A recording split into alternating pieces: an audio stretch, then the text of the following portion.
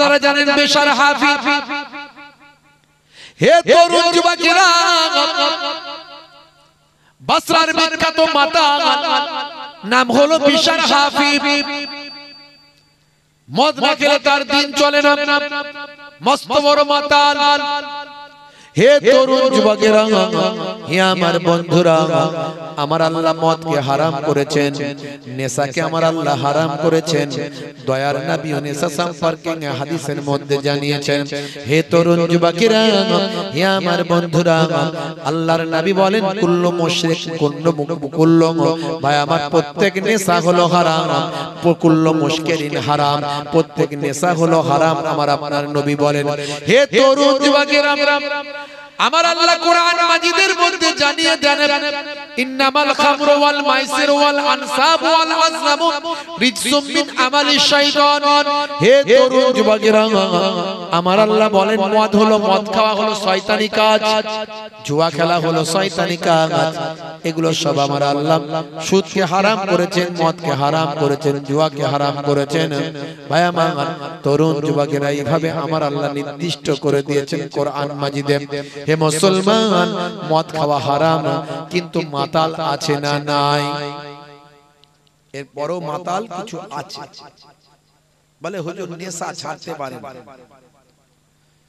ভাইরা আমার, তরুণ যুবকেরা আমার, মদ এমন একটা জিনিস মানুষকে নেশাগ্রস্ত করে তোলে, হিতাহিত জ্ঞান থাকে না।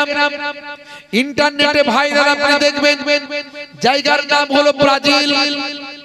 হে তরুণ যুবকেরা, হে আমার বন্ধুরা, এই ব্রাজিলে দেখতে পাওয়া যায়, ইন্টারনেটে ভাইরাল হয়েছে একজন মাতাল মদ খাওয়ার পরে তার শরীর বেসামাল, সে আর দাঁড়াতে পারে না, সে আর চলতে পারে না, হাঁটতে পারে না, এবার জমিনে পড়ে যাবে।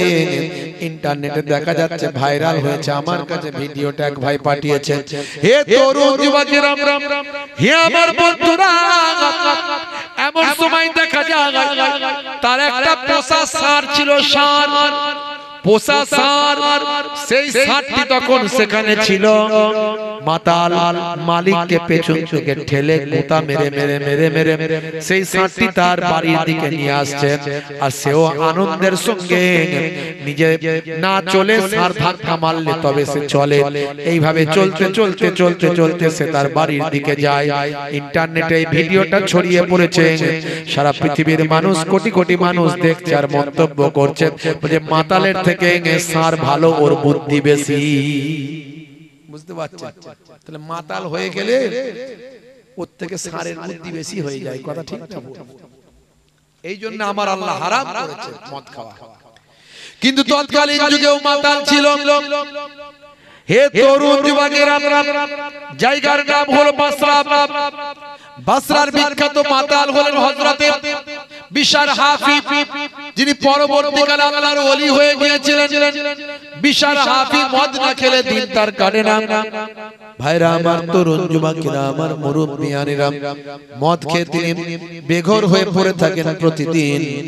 একদিন দেখতে পাওয়া যায় মদখানায় যাওয়ার সময় আল্লাহর কালামুল্লাহ পাক বিসমিল্লাহির রহমানির রহিম এই দোয়াটা, এই আল্লাহর কালামটা জমিনে পড়ে আছে। তিনি চিন্তা করলেন, হায় রে হায়, আমি তো মুসলমান ঘরের সন্তান, আমি মাতাল হতে পারি, কিন্তু আল্লাহর কালাম জমিনে পড়ে আছে, আমার আল্লাহর মোবারক নাম জমিনে পড়ে আছে, রহমান রহিম নামটা জমিনে পড়ে আছে, দয়ালু মেহেরবান নামটা জমিনে পড়ে আছে। আমি মুসলমান ঘরের সন্তান, কেমন করে আল্লাহর নাম ছেড়ে দিয়ে আমি চলে যাব? হে তরুণ যুবকেরা, হে আমার বন্ধুরা, হে আমার মুরব্বিয়ানেরা, শুনে রেখে দিন বাবা, এমন সময় বিশার হাফি জমিন থেকে আল্লাহর নামটা তুললেন, ভালো করে ধুলোগুলো পরিষ্কার করলেন, ময়লাগুলো মুছে দিলেন, পরিষ্কার করে দিলেন, ময়লাগুলো মুছে দিয়ে পরিষ্কার করে দিয়ে চিন্তা করলেন, কামা হাক্কুহু, যেমন হক, যেমন আল্লাহর নামের ইজ্জত করা দরকার তেমন আমি করতে পারলাম না। হে তরুণ যুবকেরা, হে আমার বন্ধুরা, চলে গেলেন বিশার হাফি, বাজারে চলে গেলেন, বাজারে গিয়ে আতর কিনলেন, খুশবু কিনলেন, আতর লাগালেন, খুশবু লাগালেন, মাদুলি কিনলেন, মাদুলিতে ভরে মোম দিয়ে কালো কার দিয়ে নিজের গলায় ঝুলিয়ে নিলেন। চিন্তা করলেন এবার আমি আমার আল্লাহর নামের তাজিম করেছি, এবার আমি আল্লাহর নামের সম্মান করেছি, এবার আমি মদ খেতে পারি বলে আবার মদ খেয়ে ফ্ল্যাট। সেই জামানার সবচেয়ে বড় আল্লাহর ওলি, হে তরুণ যুবকেরা, সেই জামানার আল্লাহর সবচেয়ে বড় মাহবুব বান্দা হযরত হাসান বসরি রাহমাতুল্লাহ আলাইহি আল্লাহর নবীদের কাছে আল্লাহ নবুয়ত দেন, রাসূলদের কাছে রিসালাত দেন, আল্লাহর ওলি বান্দাদের কাছে আমার আল্লাহ ইলহাম দেন। হে তরুণ যুবকেরা, হে আমার মুরব্বিয়ানেরা, শুনে রেখে দিন বাবা, জেনে রেখে দিন বাবা, হে মুসলমান একটু খেয়াল করুন। এমন সময় হযরতে হাসান বসরি হুজুরের কাছে আমার আল্লাহ ইলহাম দান করলেন। ইলহাম দিয়ে বললেন, হে হাসান বসরি, যাও যাও যাও, মদখানা একজন আমার মাহবুব বান্দা পড়ে আছে, সে মাতাল হতে পারে কিন্তু তার নামটা আমি আল্লাহ আমার মাহবুব বান্দাদের খাতায় তুলে দিয়েছি। যাও যাও হে হাসান বসরি, চলে যাও, তাকে গিয়ে সংবাদটা দিয়ে দাও, তাকে গিয়ে জানিয়ে দাও, ইয়া বিশরু কাত্তাইব তাইসমি ওয়া আনা উতাইব ইসমুকা ফিদ দুনিয়া ওয়াল আখিরাহ। হে বিসার, তুমি আমার আল্লাহর নামটাকে জমিন থেকে তুলে ময়লা মুক্ত করেছো, পরিষ্কার করে দিয়েছো। আমি আল্লাহ তোমার নামটাকে মদখানা থেকে তুলে নিয়ে গুনাহ মুক্ত করে দিয়েছি। তুমি আমার আল্লাহ তাআলার নামটাকে জমিন থেকে তুলে ধুলো মুক্ত করে আতর লাগিয়েছো, খুশবু লাগিয়েছো। আমি আল্লাহ তোমার নামটাকে মদখানা থেকে তুলে নিয়ে আল্লাহ আতর লাগিয়ে খুশবু লাগিয়ে উম্মতে মুহাম্মাদের নাকে নাকে পৌঁছে দিয়েছি। তুমি আমার আল্লাহ তাআলার নামটাকে জমিন থেকে তুলে নিয়ে গলায় মাদুলি করে পরে নিয়েছো। আমার আল্লাহ তোমার নামটাকে মদখানা থেকে তুলে নিয়ে আল্লাহ ওলি বান্দাদের খাতায় লিখে দিয়েছে। হযরত বিসার হাফির কাছে গিয়ে মদখানায় দরজার সামনে গিয়ে ডাক দিলেন, গিয়ে বিসার হাফি বড় মাতাল, তাকে সবাই জাগিয়ে জুগিয়ে দিল। তিনি আস্তে আস্তে এলেন, এসে বলেন, কি ব্যাপার হুজুর, আপনার মতো ওলি আল্লাহ আমার মতো মাতালের কাছে কেন? আল্লাহর ওলি তাকে সব বললেন। বাবা বিসার, এই গলার মাদুলিটা কোন হুজুর দিয়েছে? বলে, আমি নিজেই বানিয়েছি হুজুর, এই ব্যাপার। আল্লাহর মাহবুব বান্দা বললেন, যাও, তোমার নামটাকে আল্লাহ ওলি আল্লাহদের খাতায় তুলে দিয়েছেন। আল্লাহ তোমার এই কাজটাকে এত ভালোবেসেছেন। হে বিসার, তুমি কি এখনো মদখানায় পড়ে থাকবে? এই খবর পাওয়ার পরে আমি হাসান বসরি এসেছি তোমার কাছে। বিসার তওবা করলো, হুজুরের হাতে হাত দিয়ে বায়াত হলো। হুজুর গোসল শিখিয়ে দিলেন, ওযু শিখিয়ে দিলেন, নামাজ শিখিয়ে দিলেন। পরবর্তীকালে বিসার হাফি আল্লাহর ওলি বান্দা হয়ে গিয়েছিলেন। জোরে হবে না? সারা জীবন তিনি খালি পায়ে চলতেন, জুতো আর পায়ে দিতেন না, এই জন্য তাকে হাফি বলা হয়। হাফি কথার অর্থ হলো নঙ্গা পায়ের চলনে ওয়ালে, যিনি খালি পায়ে চলে। তাকে লোকে জিজ্ঞাসা করতে, হুজুর আপনার জন্য জুতোর ব্যবস্থা করি, আপনি জুতো পরুন, খালি পায়ে কেন চলেন? এত গরমে কষ্ট হয়। বলে, বাবা, যে আল্লাহর নামের আদব করার জন্য আল্লাহ আমাকে ওলি আল্লাহর দরজায় পৌঁছেছেন, সে আল্লাহর নাম আবার কোথায় পড়ে থাকবে? আমি জুতো পায়ে দিয়ে যদি মারিয়ে ফেলি, বেয়াদবের খাতায় আমার নাম উঠে যাবে। দেখেছেন আল্লাহর কালামের কত ইজ্জত, আল্লাহর কোরআন রোগ মুক্তির শিফা, রোগের ঔষধ। হে তরুণ যুবকেরা, হে আমার বন্ধুরা, শুনে রেখে দিন বাবা, জেনে রেখে দেন। হে আমার ভাইয়েরা, মুরব্বিয়ানেরা, আল্লাহর কোরআন কেমন ভাবে রোগ মুক্তির শিফা, একটু দু একটা নমুনা দিলে আপনি বুঝতে পারবেন বাবা। সূরার নাম সূরা নাবা। সূরা নাবা যদি আপনি পড়েন, আপনি পেয়ে যাবেন বাবা। হে তরুণ যুবকেরা, হে আমার বন্ধুরা, হে আমার মুরব্বি আমিরা, শুনে রেখে দিন বাবা, কোরআন মাজিদ খুলুন, আপনি পাবেন। হে জওয়ান যুবকেরা, কোরআন মাজিদ আপনি সূরা নাবা খুলবেন, 8 নাম্বার আয়াতে আপনি যাবেন। 8 নাম্বার আয়াতে গেলে আপনি পাবেন ওয়া খালাকনাকুম আজওয়াজা ওয়া জাআলনা নাওমাকুম সুবাতা ওয়া জাআলনাল লাইলা লিবাসা ওয়া জাআলনান নাহারা মাআশা ওয়া বানাইনা ফাওকাকুম সাবআন শিদাদা। জোরে হবে না? জোরে হবে না? সূরার নাম সূরা নাবা। হে তরুণ যুবকেরা, হে আমার বন্ধুরা, শুনে রেখে দিন বাবা, জেনে রেখে দেন। আমার আল্লাহ বললেন ওয়া খালাকনাকুম আজওয়াজা, আমি তোমাদেরকে জোড়ায় জোড়ায় সৃষ্টি করেছি। ওয়া জাআলনা নাওমাকুম সুবাতা, আমি তোমাদের জন্য নিদ্রাকে আরামের বানিয়ে দিয়েছি। ওয়া জাআলনাল লাইলা লিবাসা, আমি আল্লাহ তোমাদের জন্য রাতকে পোশাক বানিয়েছি। রাতটাকে তোমাদের জন্য আল্লাহ বলেন আমি পোশাক বানিয়েছি।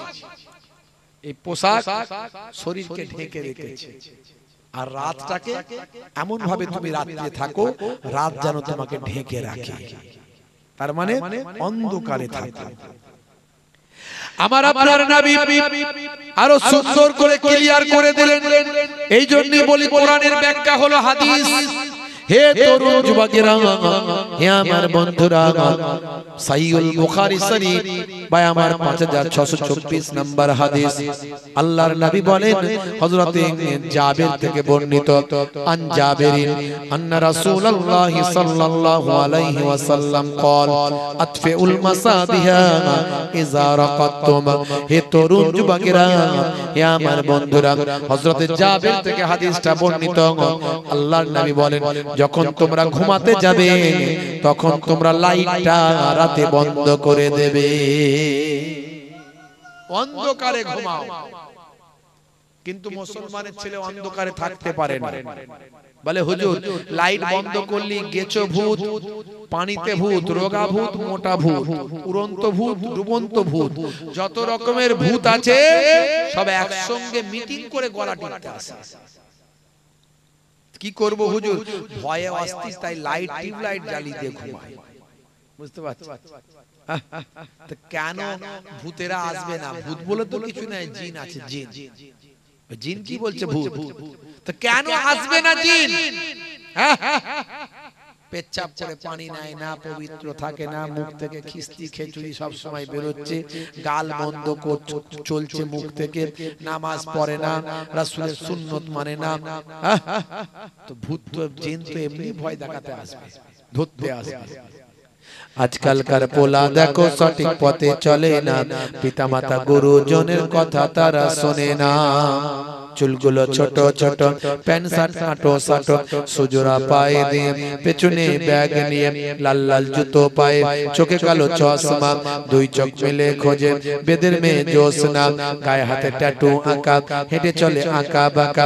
কাছে গেলে দেখা যায় সুস্থ ছেলে না, কাছে গেলে দেখা যায় সুস্থ ছেলে না, তিরঙ্গার দুর্গন্ধে টেকা যায় না, তিরঙ্গার দুর্গন্ধে টেকা যায় না। আজকালকার পোলা দেখো সঠিক পথে চলে না, পিতামাতা গুরুজনের কথা তারা শোনে না। মাথার এদিকটা চেচে ফাঁকা, ওদিকটা ফাঁকা, এদিক থেকে চুল নিয়ে এসে পেছনে করেছে খোপা, হ্যাঁ, এদিক থেকে চুল নিয়ে এসে পেছনে করেছে খোপা। বুঝতে পারছেন? কিরে ভাই, ওই যে শাহরুখ খানের নিউ ভার্সন তাই। বুঝতে পারছেন ভাইরা আমার? তাতে আবার কালারিং করেছে, কালারিং। কাকা তোয়ার মাথায় ঝুটি, ফ্যাক্সিয়ালি পালায় ছুটি, গরু বাছুর দাঁড়িয়ে আছে, ঘুঘু পাখি ডাকছে গাছে। বুঝতে পারছেন? মুসলমানের ছেলে, হাই রে হাই, স্কিন টাইট গেঞ্জি, জিন্সের প্যান্ট, 3 জায়গায় ছেঁড়া। হ্যাঁ, কি হলো? সলেমান খানের ভক্ত। বিয়ের আগে কি প্রেম রে ভাই, এদিকে প্রেম করে, ওদিকে প্রেম করে, সেদিকে প্রেম করে, মাথা খারাপ।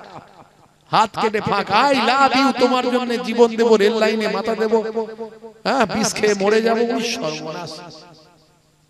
বাপ বলে ছেলেটাকে বাঁচারে ভাই, ধরে বেঁধে বিয়েটা দে। কোন রকমের বিয়ে শাদী দেয়া হলো। বিয়ে 2-3 বছর যেতে না যেতেই সব ভালোবাসা জানালা দিয়ে বেরিয়ে গেল, দরজা দিয়ে যত ঝগড়া অশান্তি মারপিট সব ঢুকে গেল। রাত্রি 9টা বাজলে 10টা বাজলে স্বামী স্ত্রী তো ঢিসুম ঢাসাম 224-40 চলছে। বুঝতে পারছিস কি হলো রে?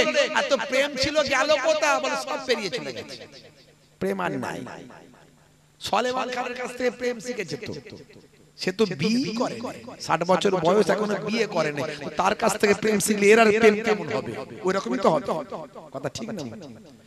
নবী শিখিয়েছিলেন প্রেম, বিয়ের পরে প্রেম, বিয়ের আগের প্রেম হারাম। বিয়ের আগের প্রেমটা হলো অবৈধ প্রেম, এটা হলো হারাম।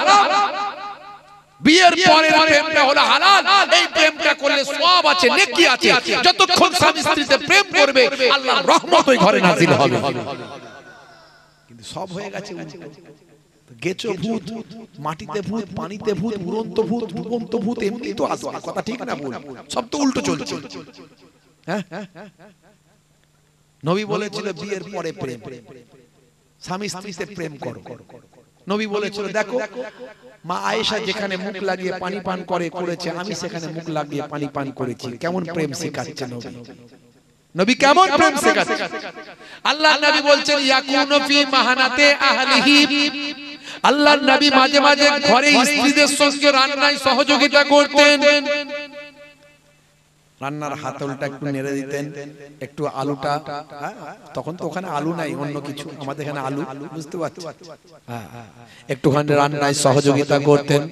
ওয়ায়াকুমুল বাইতাম, মাঝে মাঝে ঘরটা নবী আমার ঝাড়ু দিতেন। ওয়ায়াহমিলু বিজাতিন মিনাস সুক, নবী আমার বাজারে চলে যেতেন, বাজারটা মাঝে মাঝে নিজে হাতেই করে নিয়ে আসতেন। কত বড় সাহেব হয়েছেন, ডাক্তার সাহেব, মাস্টার সাহেব, উকিল সাহেব, অ্যাডভোকেট সাহেব, হুজুর সাহেব, পীর সাহেব, মাওলানা সাহেব, মুফতি সাহেব, যত বড়ই সাহেব হন, নবীর থেকে বড় সাহেব কেউ ছিল না, আর হয়নি, আর হবে না। তা আমার নবী যদি এই কাজগুলো করতেন, স্ত্রীর সঙ্গে রান্নায় সহযোগিতা করতেন, বলে হুজুর এত ওয়াজ ছেড়ে দিয়ে এই ওয়াজটা ধোয়ার দরকার কি ছিল? সকালবেলা তো আমাদের বউগুলো এবার ধরবে আমাদেরকে। কই গো ফুলটুসির আব্বা, এই তো ছোট হুজুরের নাতি পিতনগর হুজুরের পোতা বলল নবী নাকি মাঝে মাঝে ঘর ঝাড়ু দিত, স্ত্রীর সঙ্গে কাজ করে দিত, একটু করে দাও না আমার সঙ্গে হেল্প। বলতেই তো পারে, বললে অসুবিধা কোথায় আছে? হাতে সময় থাকলে একটু করলে সমস্যা কি? আচ্ছা বলুন তো, স্ত্রীর সঙ্গে যদি একটু রান্নায় সহযোগিতা করেন, মাঝে মাঝে ঘরটা ঝাড়ু দেন, প্রেম বাড়বে না কমবে? মারাত্মক বাড়বে। ফেভিকল আটা বোঝেন তো? হ্যাঁ, বুড়ো বুড়ি হয়ে যাবেন, প্রেম কিন্তু নষ্ট হবে না, প্রেম নষ্ট হবে না। ভাইরে ভাইরা আমার, তরুণ যুবকেরা আমার, মুরব্বিয়ানেরা আমার, আমার নবী প্রেম শিখিয়েছে। হে জওয়ান যুবকেরা, আল্লাহর নবীর তরিকা মানো, নবীর সুন্নতের পথে চলো, আল্লাহর কোরআনকে বিশ্বাস করো। সেই কোরআন মাজিদ বলছে যখন তুমি ঘুমাবে রাতের বেলা, অন্ধকার রাতটাকে তুমি তোমার পোশাক বানিয়ে নাও। আল্লাহর নবীর হাদিস বলছে রাতের বেলা যখন ঘুমাবে আলোটা বন্ধ করে দাও।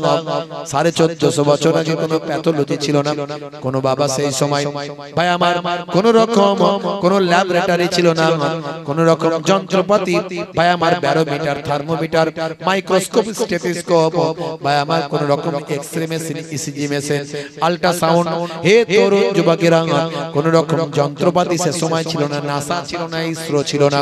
1450 বছর আগে আল্লাহর কোরআন নবীর হাদিস কত সত্য একবার ভাবুন। আল্লাহ সত্য, কোরআন সত্য, নবীর হাদিস সত্য, নবী সত্য, তার প্রমাণ একটুখানি মিলিয়ে নেন। যত বিজ্ঞানের ডেভেলপমেন্ট হচ্ছে তত আল্লাহর কোরআন আর নবীর হাদিস সত্য বলে প্রমাণিত হচ্ছে। হে তরুণ যুবকেরা, হে আমার বন্ধুরা, আজকের বিজ্ঞানের গবেষণায় দেখা যায় মাথা থেকে 5 ধরনের, কম বেশি 5 ধরনের হরমোন বের হয়। মাথা থেকে 5 ধরনের কম বেশি হরমোন নিঃসৃত হয়, তার মধ্যে একটা হরমোন, এই হরমোনটা মানুষ যখন ঘুমিয়ে থাকে, গভীর ঘুমে যখন আচ্ছন্ন থাকে, চোখ যখন সিগন্যাল দেয় ব্রেনকে যে অন্ধকার আছে ঘরটা, এবার তুমি তোমার হরমোনটা নিঃসৃত করো।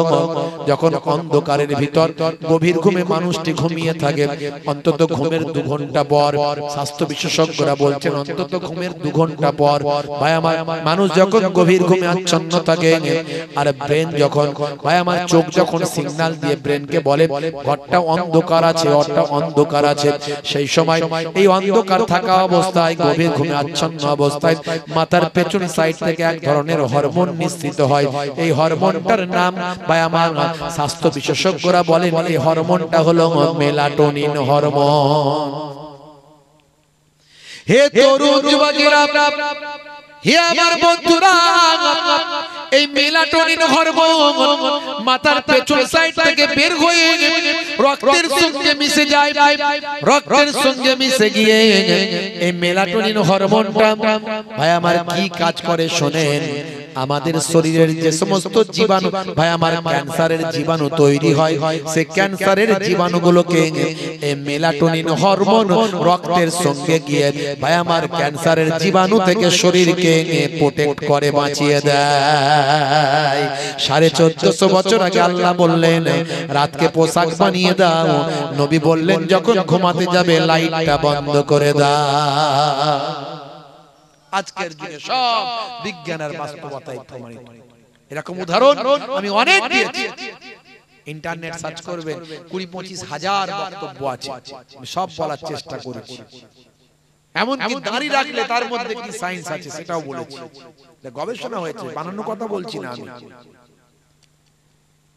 হে তরুণ যুবকেরা, 1 লক্ষ বা 2 লক্ষ 24,000 পয়গম্বরের সুন্নাত হলো মুখের দাড়ি। বর্তমান সময়ে দাড়ি হলো ফ্যাশন, দাড়ি হলো মুখের সৌন্দর্য। এখন যারা দাড়ি রাখছে দেখবেন সমস্ত ধর্মের মানুষ, মুসলমানরা দাড়ি রাখে, হিন্দু ভাইরা দাড়ি রাখে, খ্রিস্টান জৈন বৌদ্ধরা দাড়ি রাখে। দাড়ি এখন মানুষের মুখের সৌন্দর্য হয়ে গিয়েছে। ভাইরা আমার, হে তরুণ যুবকেরা, দাড়ি রেখেছে বিরাট কোহলি, দাড়ি রেখেছে হরভজন সিং, দাড়ি রেখেছে লিওনেল মেসি, দাড়ি রেখেছে বাবা পৃথিবী বিখ্যাত বিখ্যাত খেলোয়াড় প্লেয়ার, সুন্নতি দাড়ি রেখেছে হাসিম আমলা, সুন্নতি দাড়ি রেখেছে মঈন আলী খান, সুন্নতি দাড়ি রেখেছে সাইদ আনোয়ার, সুন্নতি দাড়ি রেখেছে ইউসুফ ইউহানা, সুন্নতি দাড়ি রেখেছে আমাদের দেশের বলিউডের বিখ্যাত ফিল্ম স্টার মিস্টার রকি, আসল নাম হলো আসিফ খান, সুন্নতি দাড়ি রেখেছে। হে তরুণ যুবকেরা, দাড়ি এখন ফ্যাশন, দাড়ি এখন মুখের সৌন্দর্য। ভারতের প্রাক্তন প্রাইম মিনিস্টার মুখের দাড়ি ছিল, বর্তমান প্রাইম মিনিস্টারের মুখের দাড়ি আছে। হে তরুণ যুবকেরা, এই দাড়ি নিয়ে গবেষণা হলো আমার কোথায়? অস্ট্রেলিয়া, জায়গার নাম হলো ব্রিসবেন। ব্রিসবেনের ভাই আমার বিখ্যাত ইউনিভার্সিটি, ইউনিভার্সিটি অফ কুইন্সল্যান্ড। এই কুইন্সল্যান্ডের ইউনিভার্সিটি ভাই আমার ইউনিভার্সিটি অফ কুইন্সল্যান্ডের ভাই আমার দাড়ি নিয়ে গবেষণা করা হলো। 2 জন বিখ্যাত গবেষক ইউনিভার্সিটি অফ কুইন্সল্যান্ডে ভাই আমার ল্যাবরেটরিতে দাড়ি নিয়ে গবেষণা করলেন। তারা গবেষণা করে প্রতিবেদন পেশ করলেন। তারা বললেন মুখের দাড়ি রাখলে সূর্য থেকে একটা অতি বেগুনি রশ্মি পৃথিবীর জমিনে নেমে আসে।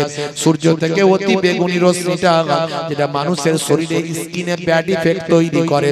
যাদের মুখে মুখ ভর্তি দাড়ি থাকে তাদের দাড়ির কারণে মুখের সৌন্দর্য, মুখের স্কিনকে সূর্যের অতি বেগুনি রশ্মি থেকে মুখের সৌন্দর্য, মুখের স্কিনকে দাড়িটা বাঁচাতে সাহায্য করে।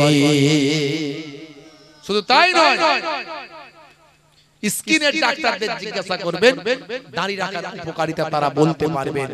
এবং আই স্পেশালিস্ট, এখানে কিছু এমন নার্ভ আছে, নিউরো আছে, যেগুলো আমাদের চোখের সঙ্গে সম্পর্ক। বারবার সেখানে ব্লেড আর ওই খুর লাগালে আমাদের এখানে সবচেয়ে স্কিনটা হলো পাতলা, যেটা আমাদের নার্ভের সঙ্গে খুব অল্প একটুতেই নার্ভ পাওয়া যায়।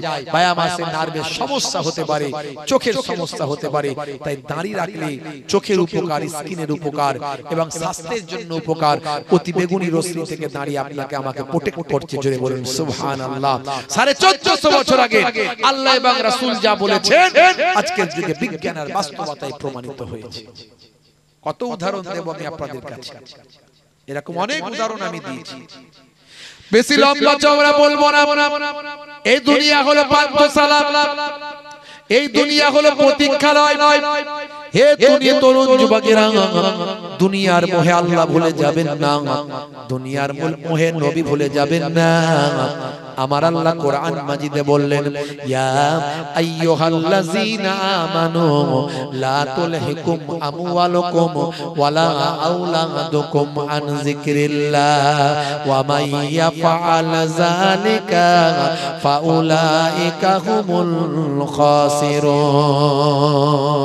হে তরুণ যুবকেরা, হে আমার বন্ধুরা, হে আমার মুরব্বিয়ানেরা, হে বিশ্বাসী বান্দারা, আল্লাহ বললেন হে বিশ্বাসী বান্দারা, তোমরা যেন তোমাদের সন্তান, তোমাদের মাল মাতা, তোমাদের সম্পদ পেয়ে আল্লাহকে যেন ভুলে না যাও, আল্লাহর ইবাদতটা যেন ভুলে না যাও। আল্লাহর ইবাদতটা যদি তোমরা ভুলে যাও, আমি আল্লাহ বলি পরিণামে তোমরা ক্ষতিগ্রস্ত হবে। খুব সাবধান, ক্ষতিগ্রস্ত থেকে যদি বাঁচতে চাও তাহলে আল্লাহর ইবাদতে মশগুল হয়ে যাও। হে তরুণ যুবকের একটা উদাহরণ দেব। এই দুনিয়া হলো পান্থশালা, এই দুনিয়া হলো প্রতীক্ষালয়। হযরতে ভাই আমার দোস্ত আমার হযরতে ঈসা রূহুল্লাহ তিনি সফরে বেরিয়েছেন, ভ্রমণে যাবেন। এমন সময় গ্রামের একজন মানুষ এসে বলে, হুজুর আপনার সঙ্গে সফরে যাওয়ার বড় ইচ্ছা, আমাকে একটু সফরে নিয়ে চলুন, ভ্রমণে নিয়ে চলুন। হযরতে ঈসা রূহুল্লাহ বললেন, বাবা আমার সঙ্গে গেলে তো তুমি চলতে পারবে না, তুমি তো বাবা দুনিয়াদার মানুষ, তোমার সঙ্গে আমার মত মিলবে না, আমার কাজ তোমার ভালো লাগবে না। বাবা ছেলে তুমি আমার সঙ্গে টিকতে পারবে না, আমার সঙ্গে তুমি যেও না, তুমি যেও না বাবা, যেও না। কিন্তু মানুষটি বলল, হুজুর বেয়াদবি নেবেন না, আমি আপনার সঙ্গে অ্যাডজাস্ট করে নেব, আপনার সঙ্গে চলবো, যাব এবং আপনার কাছ থেকে ভালো ভালো জিনিস আমি শিখতে পারবো, এই জন্য আপনি আমাকে সফরে নিয়ে চলুন। আল্লাহর মাহবুব বান্দা দেখলেন নাচর বান্দা নিয়ে যাওয়া ছাড়া কোনো উপায় নাই। হযরত ঈসা রূহুল্লাহ বললেন, তবে চলো বাবা, শোনো তোমাকে আমি তোমার কাছে 3টে রুটি রাখতে দিলাম, এই যে 3টে রুটি আমার সঙ্গে আছে, এই রুটিগুলো তোমার গচ্ছিতে দিলাম।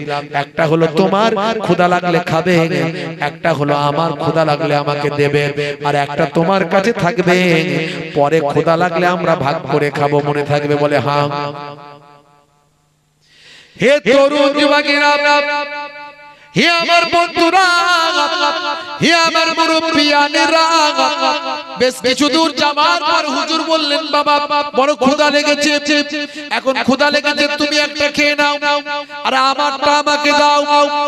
হে তরুণ যুবকেরা, আর একটা তোমার কাছে রেখে দাও। হুজুর বললেন, বাবা ছেলে তুমি একটা খাও, আমাকে দাও। হুজুর নিজে একটা খেলেন আর তাকে বললেন, তুমি একটা খেয়ে নাও। ভাই আমার দুজনে দুটো খাওয়া হলো, আর একটা হুজুর বললেন, এটা তোমার কাছে রেখে দাও, যখন ক্ষুধা লাগবে আবার আমরা ভাগ করে খাবো। আবার বহুদূর চলতে লাগলেন, পথে ওই মানুষটা চিন্তা করলেন, হুজুর তো আল্লাহর নবী, আল্লাহর পয়গম্বর, তো হুজুরকে ক্ষুধা লাগলে আল্লাহ খাওয়াবেন, আমাকে ক্ষুধা লাগলে কে খাওয়াবে? এই যে হুজুর বললেন একটা রেখে দাও, হাফ তুমি খাবে আর হাফ আমি খাবো, এই হাফ খেয়ে কি আমার পেট ভরে? না, না ভরবে না। তাই সে চিন্তা করলো এই রুটিটাকে গায়েব করে দিতে হবে, হুজুরকে বললে হবে না আমার কাছে আছে। হুজুর যখন জিজ্ঞাসা করবেন তখন বলবো, হুজুর জানি না সেটা কোথায় চলে গেছে, হয়তো রুটিটা পড়ে গেছে, এই বলে রুটিটা লুকিয়ে রেখে দেব, আর ক্ষুধা লাগলে আমি একাই রুটিটা খেয়ে নেব। ফের বহুদূর যাওয়ার পরে হুজুর বললেন, কই বাবা, ফের তো ক্ষুধা লেগেছে বাবা, ওই রুটিটা বের করো, হাফ তুমি খাও আর হাফ আমি খাই। বলছে, হুজুর রুটি নাই। বলে কোথায়? বলে কোথায় কি হয়ে গেছে বুঝতে পারছি না, গায়েব হয়ে গেছে। হুজুর গায়েব হয়ে গেছে, পড়ে পড়ে গেছে হয়তো। তাই নাকি বাবা? এটা হতে পারে, রুটি নাই তোমার কাছে? আল্লাহর নবী ঈসা রূহুল্লাহকে আল্লাহ অনেক ক্ষমতা দিয়েছিলেন।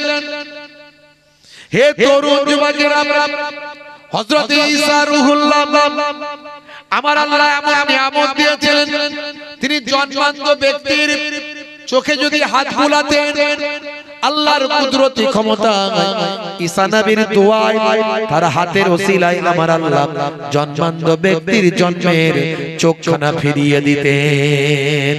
কোন কুষ্ঠরোগী মানুষ যদি ঈসা নবীর কাছে আসতো, হযরত ঈসা রূহুল্লাহ তার গায়ে একটু হাতটা বুলিয়ে দিলেন, ঈসা নবীর দোয়ায় তার হাতের ছোঁয়ায় কুষ্ঠরোগীর কুষ্ঠরোগ আমার আল্লাহ ভালো করে দিতেন।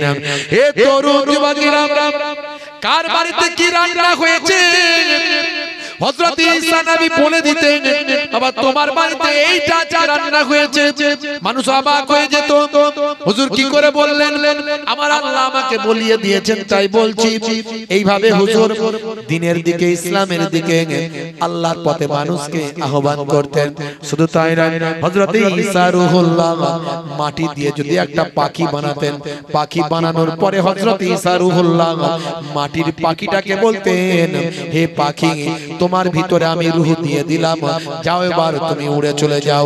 হযরত ঈসা নবীর দোয়াতে মাটির তৈরি পাখি জিন্দা জীবিত হয়ে রূহ নিয়ে উড়ে চলে যেত। হে তরুণ যুবকেরা, হে আমার বন্ধুরা, হযরত ঈসা রূহুল্লাহকে আমার আল্লাহ এমন মর্যাদা দিয়েছিলেন, যদি কোনো মৃতর কাছে গিয়ে হযরত হাড় হাড্ডির সামনে, মৃতর সামনে, কোন কঙ্কালের সামনে, পুরানো কবরের সামনে যদি একবার গিয়ে বলতেন, আল্লাহর ইসমে আযম পড়ে বলতেন, তাই মুর্দা জিন্দা হো যা, বলার সঙ্গে সঙ্গে ঈসা নবীর দোয়াতে মৃত মুর্দা জিন্দা জীবিত হয়ে দাঁড়িয়ে যেত। জোরে হবে না? আল্লাহ এই মর্যাদা ঈসা নবীকে দিয়েছিলেন। ঈসা নবী কি জানতে পারবেন না? বেটা নাকি লুকিয়ে দিয়ে এখন বলছে রুটি নাই, এত বড় পয়গম্বর তুমি বুঝতে পারবে না? বলছে বেটা বুঝতে পেরেছি, তুমি দুনিয়াদার পাক্কা লোক আমি জানি, ওই জন্য আনতে চাইছিলাম না, ঠিক আসবে বলে জেদ করলে বাধ্য হয়ে নিয়ে এলাম বটে, আর রুটিটাকে গায়েব করে দিলে। ঠিক আছে দেখছি। হে তরুণ যুবকেরা, হে আমার বন্ধুরা, হযরত ঈসা রূহুল্লাহ একটা মরুভূমির উপর দিয়ে যখন যাচ্ছিলেন, বলে দাঁড়াও বাবা, একটু দাঁড়িয়ে গেলেন। হুজুর কি করবে? বলে দাঁড়াও না বাবা। এমন সময় হাতে করে তিনটে ঢিলা তৈরি করলেন, ঢিপি তৈরি করলেন, ইটের মতো সাইজ তৈরি করলেন, ইটের মতো সাইজ, তিনটে আলাদা আলাদা। বাচ্চারা খেলে দেখবেন মাটি দিয়ে, বালি দিয়ে খেলে। ভাই আমার ঢিলা ঢিলা আর কি বলে ঢিপি ঢিপি তৈরি করে ইট মতো তৈরি করলেন তিনটে করে। বললেন আল্লাহ আমি ইট মতো তৈরি করেছি, ঢিপি তৈরি করেছি, তুমি এই তিনটে ইটকে সোনা বানিয়ে দাও। বলার সঙ্গে সঙ্গে হযরত ঈসা নবীর দোয়াতে তিনটে সোনার ইট তৈরি হয়ে যায়। হে তরুণ যুবকেরা, এই ঘটনা দেখে দুনিয়াদার মানুষটি এবার লোভ লালসায় মত্ত হয়ে গেল। সর্বনাশ, সোনার ইট আমার সামনে। হুজুর বললেন, বাবা চিন্তা করো না, চিন্তা করো না, তোমার এই ইট দেখে নিতে ইচ্ছা করছে। বলে হ্যাঁ হুজুর, ইচ্ছা তো করবি, সোনার ইট বলে কথা। বলে যাও বাবা, তোমাকে একটা আমি ইট দিয়ে দিলাম, সোনার ইট তোমাকে একটা দিলাম, একটা ইট আমার জন্য রাখলাম, আর একটা রুটি যার কাছে আছে তাকে আমি দেব। বলার সঙ্গে সঙ্গে পেছন সাইড থেকে বের করে বলে, হুজুর এই হলো রুটি। ধরা পড়ে গেল। হুজুর বলেন, বাবা বলেছিলাম না আমার সঙ্গে থাকতে পারবে না বাবা, আমার কাজকর্ম পছন্দ হবে না তোমার, তোমার মতো মানুষ তো আমি নই বাবা, তুমি তোমার মতো চলবে, আমি আমার মতো চলবো, তোমাকে বারণ করেছিলাম শুনলে না। ঠিক আছে, ঠিক আছে, রুটি যখন দেখিয়ে দিয়েছো, এই নাও, যার কাছে রুটি তার একটা ইট বলেছিলাম তোমাকে দিয়ে দিলাম, আর আমার সোনার ইটটাও আমার লাগবে না বাবা, আমার এসব পছন্দ না, আমার কি কাজে লাগবে বাবা, নাও আমি তোমাকে দিয়ে দিলাম। তিনটে ইটি হুজুর দিয়ে দিলেন, দিয়ে বললেন যাও তুমি তোমার রাস্তা দেখো, আমি আমার রাস্তা দেখি, তোমাকে বলেছিলাম তুমি আমার সঙ্গে থাকতে পারবে না। ভাইরা আমার, তরুণ যুবকেরা আমার, মনে কোনো দুঃখ নাই। যদি সেরকম মানুষ হতো, মনে দুঃখ হতো, হুজুরের কাছ থেকে আমাকে তাড়িয়ে দিচ্ছেন হুজুর, কিন্তু মনে কোনো দুঃখ না, কারণ সে তো পাক্কা দুনিয়াদার মানুষ। তার মধ্যে দিনদারি বলে কিছু ছিল না। তাই সে তিনটে যখন সোনার ইট পেয়ে গেল তখন সে আনন্দে আত্মহারা হয়ে গেল। সে চিন্তা করলো আমার 10 পিঁড়ি বসে বসে খাবে, আমার গাড়ি বাড়ি জমি জায়গা সব হবে, এই তিনটে ইট নিয়ে যদি আমি বাড়ি পর্যন্ত পৌঁছাতে পারি। হে তরুণ যুবকেরা, হে আমার বন্ধুরা, হযরত ঈসা রূহুল্লাহ চলে গেলেন অন্যদিকে, আর ওই মানুষটা নিজের বাড়ির দিকে চলতে লাগলো। হে জওয়ান যুবকেরা, পথ দিয়ে আসছিল দুটো ডাকাত, ঘোড়ার উপর সওয়ার হয়ে হাতে তলোয়ার নিয়ে দুইজন ডাকাত ওই পথ দিয়ে আসছে।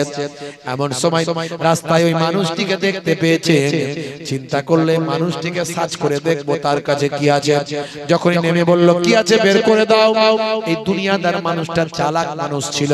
চিন্তা করলো ঝামেলা বাড়িয়ে লাভ না, মরতে তো হবে, তার আগে বাঁচার জন্য যেটুকু যা করা দরকার করতে হবে। সেই সময় সে বলল হে ডাকাত দলেরা, আমাকে মেরো না, আমি ঈসা নবীর সঙ্গে ঝুট ঝামেলা করে তিনটে সোনার ইট নিয়ে বাড়ি যাচ্ছিলাম।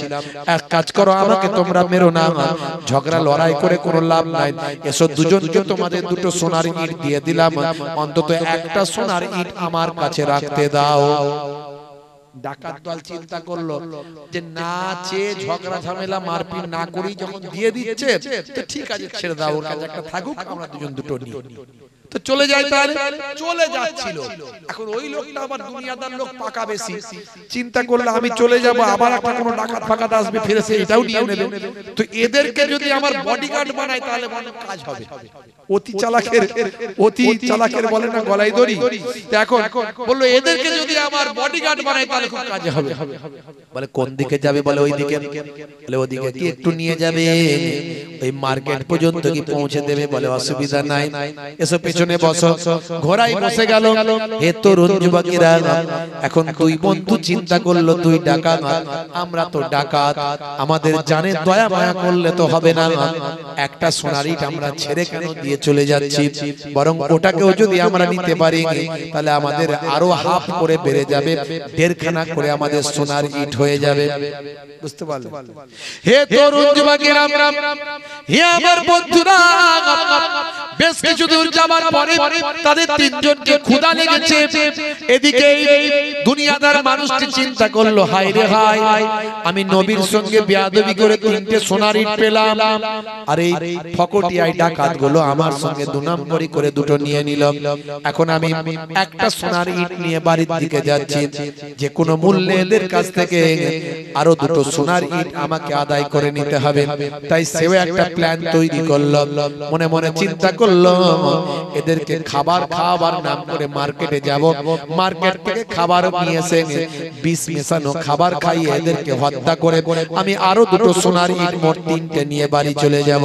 হে তরুণ যুবকেরা, এমন সময় বলল ভাইরা তোমরা একটু জঙ্গলে দাঁড়াও, ওই সামনে মার্কেট আছে বলে আমি জানি মার্কেট থেকে কিছু খাবার নিয়ে আসি, বড় ক্ষুধা লেগেছে, আমিও খাবো, তোমাদের জন্য নিয়ে আসি।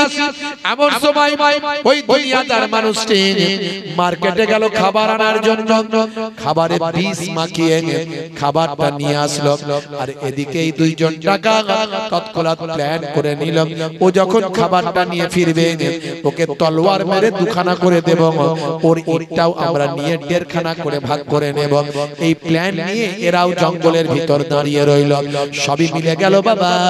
হে তরুণ যুবকেরা, যখন ওই ব্যক্তি খাবারটা নিয়ে যখন ফিরে আসলো, এই ডাকাতগুলো তাকে 2 খানা করে দিল তলোয়ার মেরে, 2 খানা 2 টুকরো করে দিয়ে চিন্তা করলো বেটা মারা গেছে, আমাদের 1.5 খানা করে ইটগুলো হয়ে গেছে, এসো 2 ভাই মিলে আমরা খাবারটা খেয়ে নিই। বিষ মাখানো খাবার খেয়ে এরাও পটল ডাঙায় চলে গেল। 3টে ডেড বডি 3 দিকে এনে পড়ে রইল, 3টে সোনার ইট তাদের সামনে পড়ে রইল। এর নাম দুনিয়া। ফেরেশতা জিবরাইল আলাইহিস সালাম সেই পথ দিয়ে এসে ঈসা রূহুল্লাহকে বললেন, হে নবী ঈসা, আপনার লোকটা কোথায়? বলে ওই চলে যাচ্ছে। বলে সে তো আর চলে যায়নি হুজুর, সে সোনার ইট নিয়ে মরে পড়ে আছে, তার সঙ্গে 2টো ডাকাত দলও পড়ে আছে। হুজুর আফসোস করে বলেন, আহারে এর নাম দুনিয়া। মানুষ দুনিয়া দুনিয়া করে জীবন চলে যাবে, আল্লাহর পথ থেকে তারা ফিরে আসবে না, আল্লাহর পথ থেকে দূরে সরে যাবে, দুনিয়া দুনিয়া করে পেরেশান হয়ে যাবে, দুনিয়ার মাল সম্পদ দুনিয়াতেই রয়ে যাবে, দুনিয়ার মানুষ আর দুনিয়াতে থাকবে না। কিতাবের মধ্যে এসেছে আদ-দুনিয়াও মাজরাতুল আখিরা, দুনিয়াটা হলো আখিরাতের শস্য ক্ষেত্র। এখানে আপনাকে কন্ট্রোল করতে হবে, দুনিয়ার মায়া মহব্বত ভালোবাসা ত্যাগ করে আল্লাহর নৈকট্য হাসিল করতে হবে, দয়ার নবীর সুন্নতের তাবেদারি করতে হবে। বন্ধুরা আমার, আজ প্রতিজ্ঞা করুন আমরা নামাজি হব। আজ প্রতিজ্ঞা করুন আমরা নামাজি হয়ে যাব, রাসূলের সুন্নত ওয়ালা হয়ে যাব। সবচেয়ে বড় ইবাদত হলো নামাজ, সেই নামাজ ছেড়ে দেবেন না। আফজালুল ইবাদাতি ইবাদাতুস সালাত, আফজাল ইবাদত হলো নামাজ। ওয়া আকিমুস সালাত, কোরআন মাজিদে আল্লাহ 82 বার নামাজের কথা বলেছেন। যদি ইচ্ছাকৃতভাবে কোন ব্যক্তি নামাজ ছেড়ে দেয়, ইচ্ছাকৃতভাবে নামাজ ছেড়ে দিলে তার শাস্তি হবে 14টা। তার মধ্যে দুনিয়াতে হবে 5টা, দুনিয়াতে হবে 5টা। ওই ব্যক্তির চেহারায় নেককারের জ্যোতি থাকবে না। এক নাম্বার হলো ইচ্ছাকৃতভাবে নামাজ ছেড়ে দিলে ওই ব্যক্তির চেহারায় নেককারের নেক মানুষের জ্যোতি থাকবে না। 2 নাম্বার হলো তার রুজি রুটিতে কোনো বরকত হবে না। 3 নাম্বার হলো এই ওই ব্যক্তি যে বেনামাজি ব্যক্তি, সেই ব্যক্তির কোনো ভালো কাজের সওয়াব পাবে না। 4 নাম্বার হলো যখন তার যুদ্ধে সে তার নিজের জন্য কোনো দোয়া চাইবে, সেই দোয়াটাও আল্লাহর দরবারে কবুল হবে না। আর 5 নাম্বার হলো কোন নেক বান্দা যদি বেনামাজি মানুষের জন্য দোয়া চায়, সেই দোয়াটাও কাজে লাগবে না। 14টা শাস্তি হবে বেনামাজি বান্দা, দুনিয়াতে 5টা। অনেকে বলে হুজুর দোয়া করবে, এইজন্য যারা অরিজিনাল হুজুর তারা বলে বাবা নামাজ পড়ো তো বাবা। হ্যাঁ হুজুর নামাজ পড়ো, তার দোয়া কাজে লাগবে। আর নামাজ যদি না পড়ো ও কোন আল্লাহর ওলির দোয়া কাজে লাগবে না। তাহলে বেনামাজি বান্দা, হে মায়েরা বোনেরা, হে যুবকেরা, তরুণীরা, শুনে রেখে দেন, বেনামাজি ইচ্ছাকৃতভাবে যারা নামাজ ছেড়ে দেয়, হে যুবক, হে যুবক, 14টা শাস্তি আল্লাহর নবীর হাদিস থেকে পাওয়া যায়। তার মধ্যে দুনিয়াতে হলো 5টা। 1 নাম্বার বললাম বেনামাজির চেহারায় কোনো নেককারের জ্যোতি থাকবে না। 2 নাম্বার হলো বেনামাজি কোনো কাজের সওয়াব পাবে না। 3 নাম্বার নেক কাজের সওয়াব পাবে না, ভালো কাজ করলে তার নেকি হবে না। 3 নাম্বার হলো বেনামাজি নিজের জন্য যেটা দোয়া চাইবে সে দোয়া কাজে লাগবে না। 4 নাম্বার ওই বেনামাজির ভাই আমার তার জন্য কোন মানুষ যদি ভালো কোনো দোয়া চায়, সেই দোয়াটাও কবুল হবে না। হে তরুণ যুবকেরা, বেনামাজির কোন জীবন জীবিকায় বরকত থাকবে না। এটা হলো এই 5টা হলো দুনিয়াতে। আর 3টে হলো মৃত্যুর সময়। মৃত্যুটা হবে 1 নাম্বার জিল্লাতের সঙ্গে, বেইজ্জতির সঙ্গে মওত হবে। 2 নাম্বার হলো মৃত্যুর সময় প্রচন্ড ক্ষুধার্ত অবস্থায় মারা যাবে। মৃত্যুর সময় 3 নাম্বার হলো প্রচন্ড পিপাসা অবস্থায় মারা যাবে। এই 3টে হবে মৃত্যুর সময়কার শাস্তি। আর ভাই আমার কবরে গেলে 3টে শাস্তি হবে। 1 নাম্বার হলো কবরের মাটিটা বড় সংকীর্ণ হয়ে যাবে। এদিককার মাটি ওদিককার মাটির সঙ্গে সে বেনামাজি বান্দাকে আটার মতো পিসাই করে ফেলবে, পিষে ফেলবে, আবার গোটা করবে, আবার পিষে ফেলবে, আবার গোটা করবে। এইভাবে 1 নাম্বার শাস্তি। 2 নাম্বার হলো বেনামাজির কবরটা আগুনের কুণ্ডুতে পরিণত হবে। হে তরুণ যুবকেরা, 3 নাম্বার কবরের শাস্তি হবে সুজা আকরা নামে একটা ভয়ঙ্কর সাপ আল্লাহ বেনামাজি বান্দার কবরে নিয়োগ করবে। যে সাপটা দুনিয়ার জমিনে একবার যদি নিঃশ্বাস ফেলতো, কিয়ামত পর্যন্ত সেই জায়গায় ঘাস তৈরি হতো না। এই 3টে শাস্তি ভাই আমার ওই সাপটা তাকে দংশন করবে, করতে থাকবে। এইভাবে কষ্টের মধ্যে তার আর কবরে কাটবে। এই 3টে শাস্তি তার আর কবরে শুরু হবে। অনেকে বলে হুজুর কবরে তো কই শাস্তি টাস্তি শুনতে পাই না, আমরা কবরের ধারে যাই বল ফল পোড়াতে যাই, মাঝে মাঝে ভাঙা কবরে পড়ে যাই, বল কুড়িয়ে নিয়ে আসি, কই কিছুই তো আওয়াজ টাওয়াজ পাই না। আচ্ছা ভাই, স্বপ্নের মধ্যে দেখবেন অনেকে স্বপ্নের মধ্যে পুড়ে যাচ্ছে, ডুবে যাচ্ছে, মার খাচ্ছে, হ্যাঁ অ্যাক্সিডেন্ট হচ্ছে। আচ্ছা এটা কি অন্য কেউ বুঝতে পারে? পারে না। ওই যে স্বপ্নের মধ্যে পাচ্ছে ঘুমন্ত অবস্থায় সেই কষ্টটা অনুভব করে, ওই কবরে গেলে যে শাস্তি পায় সেই অনুভব করবে, আর কেউ বুঝতে পারবে না। কিয়ামতের দিনে তিনটে শাস্তি হবে। একটা হলো ভাই আমার দোস্ত আমার, কিয়ামতের দিনে তাকে অনেক জিল্লাতের সঙ্গে রাখা হবে। হে তরুণ যুবকেরা, হে আমার মুরব্বিয়ানেরা, কিয়ামতে তার হিসাবটা বড় কঠিনের সঙ্গে নেওয়া হবে, কঠিন হিসাব হবে। এক নাম্বার। দুই নাম্বার হলো আমার আল্লাহ তার উপর অসন্তুষ্ট থাকবেন, নারাজ থাকবেন কিয়ামতের দিনে, এটা হলো দুই নাম্বার।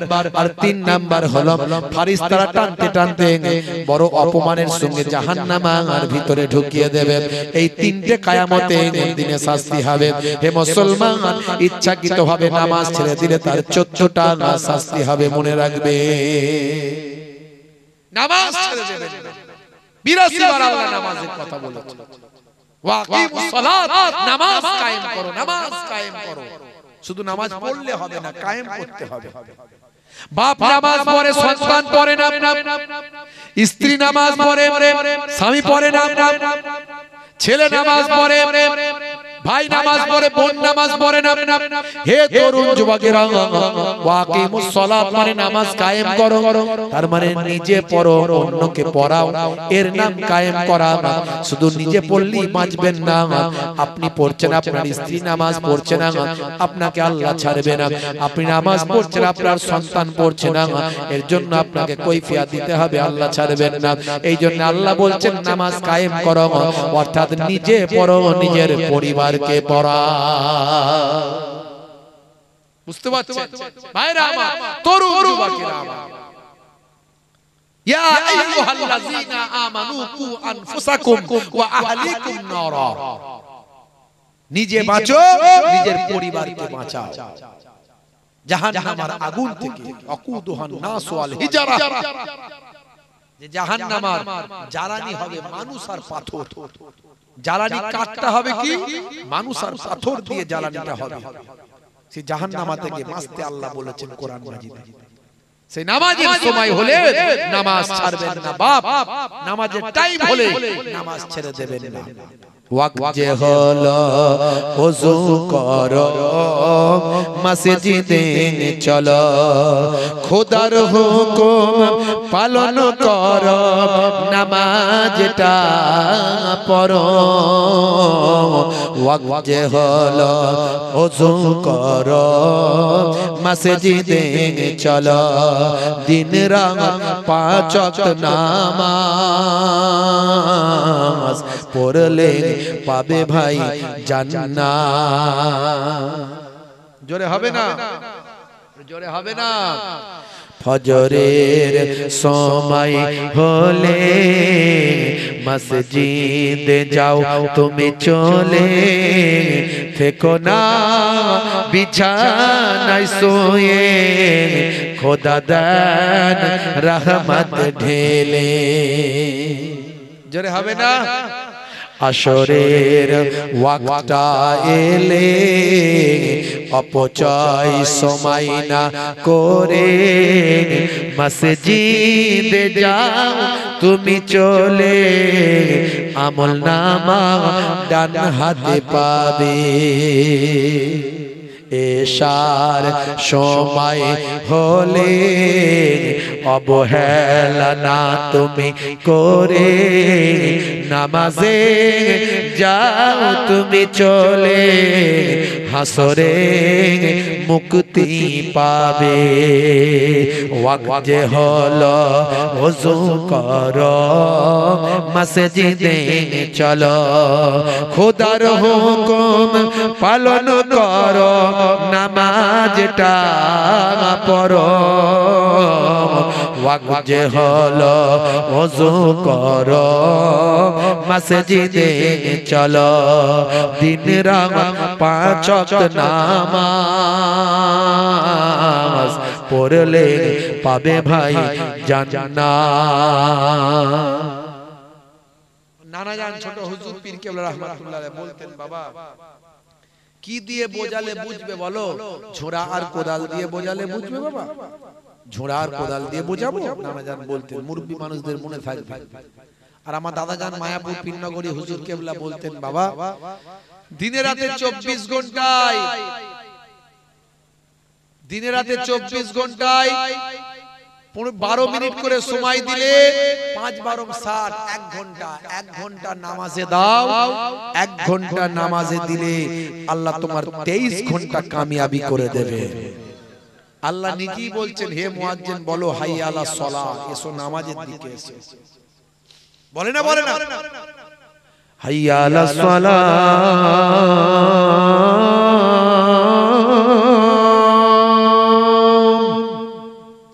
এসো নামাজের দিকে এসো। এলে কি হবে? মুয়াজ্জিনকে আল্লাহ বলছে বলে দাও কি হবে। মুয়াজ্জিন আবার বলছে হাইয়া আলাল ফালাহ,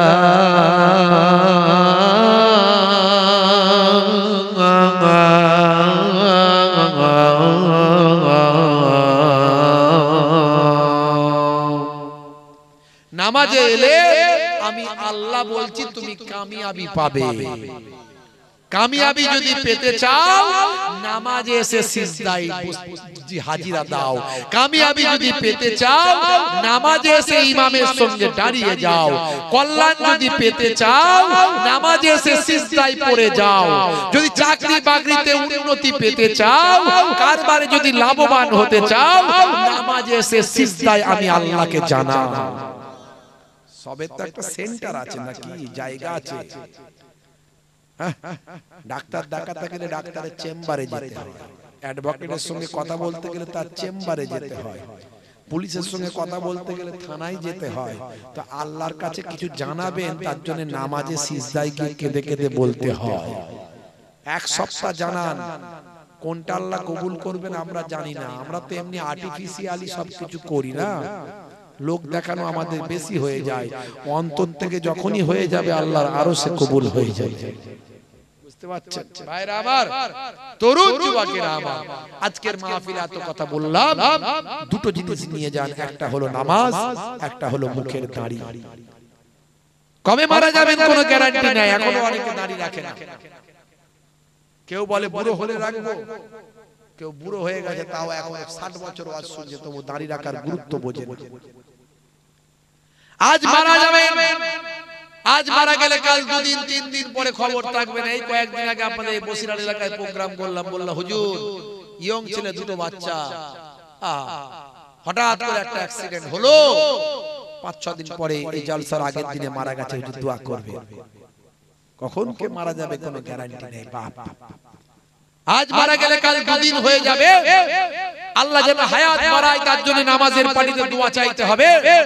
সিজদায় গিয়ে বলতে হবে আল্লাহ তুমি আমার হায়াত দারাজ করে দাও, আমার স্ত্রীর হায়াত দারাজ করে দাও, ছেলে মেয়ের হায়াত দারাজ করে দাও, বাবা মায়ের হায়াত দারাজ করে দাও। আল্লাহ আপনার দোয়াকে কবুল করে নিয়ে আপনার তাকদীরকে পাল্টে দিতে পারে। আর তাকদীরু লা ইয়ারুদ্দু ইল্লা বিদুয়া, তাকদীর পরিবর্তন হয় না, হলে দোয়ার দ্বারাই পাল্টে যেতে পারে। আপনার হায়াত বেড়ে যেতে পারে। আর আপনি মারা গেলে আজ বেঁচে আছেন, কাল চলে গেলেন, 3 দিন পরে কেউ খেয়াল রাখবে না, কেউ খবর নেবে না। কবরে যাওয়ার পরে আপনাকে অ্যানসার উত্তর দিতে হবে। মুনকার নাকির ফেরেশতা যখন বলবে মান রব্বুকা, দেখতে পাবে মুখে দাড়ির দেখা হতে পারে, ওই দাড়িটা হবে নাজাতের জারিয়া, যদিও এটা হয় সুন্নাত বলে রাখা। লোক দেখানো নয়, ফ্যাশনদারি নয়, সৌন্দর্যের জন্য নয়, সুন্নত বলে রাখুন। অটোমেটিক সৌন্দর্য হয়ে যাবে, অটোমেটিক ফ্যাশন হবে, কারণ দাড়ি এখন ফ্যাশন হচ্ছে। কিন্তু আপনি সুন্নত বলে রাখুন, দেখবেন ওই সুন্নত হিসাবে যদি রেখে থাকেন আপনার অন্তর থেকে ওই দাড়িটা নাজাতের জারিয়া হতে পারে।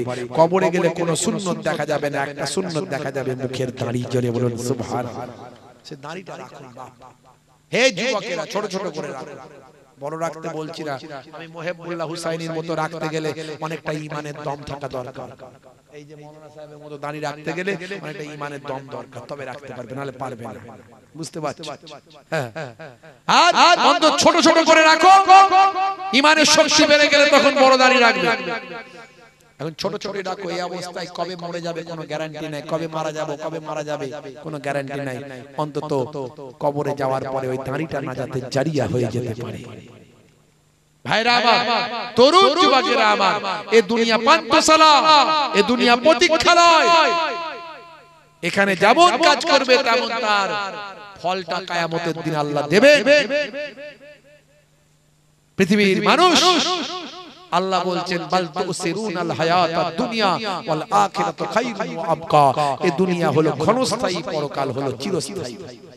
সেই চিরস্থায়ী জায়গার জন্য ভাবো। বাবা মার, আপনাদের খেদমত থেকে বিদায় নেব। যাওয়ার আগে একটুখানি বলবো, দুটো জিনিস নিয়ে বাড়ি ফিরবেন। একটা হলো নামাজ, একটা হলো সবচেয়ে বড় সুন্নত মুখের দাড়ি।